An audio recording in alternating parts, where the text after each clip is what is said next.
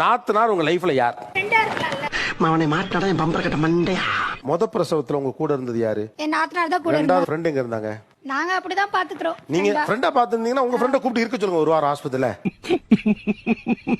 சொல்லுங்க யாராவது ஒரு ஃப்ரெண்ட கூட்டி வந்து ஒரு வாரம் பா எனக்கு பிரசவம் பா 8 நாள் என் கூட இரு. உங்க ஃப்ரெண்டு நிப்பாங்களா? இருக்க மாட்டாங்க. அப்ப இவங்க உங்க ஃப்ரெண்டா யாரு? இந்த அவமானம் உனக்கு தேவையா?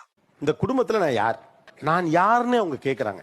நீங்க யாருமே நான் நினைக்கிற அந்த ஒத்த வார்த்தையை சொல்லவே இல்லை. என்ன வார்க்கும் எனக்கு என்னடா தெரியும், கேளுடா. அவன் என் பிள்ளைக்கு அத்தனை சொல்லேங்க. ஆமா மறந்தே போச்சுடா. தாய் மாமனை பத்தி அவ்வளவு பேசுறோம்ல. தாய் மாமன் உறவு பெருசுனா அத்தை உறவு பெருசு இல்லையா? அப்ப நீங்க எங்க டிட்டாச் பண்றீங்க? உங்களோட மட்டும் டிட்டாச் பண்ணல, அந்த குடும்பத்திலையும் டிட்டாச் பண்றீங்க. அத்தைக்காரியை விட யார் உரிமை எடுத்துட முடியும் ஒரு பிள்ளை மேல?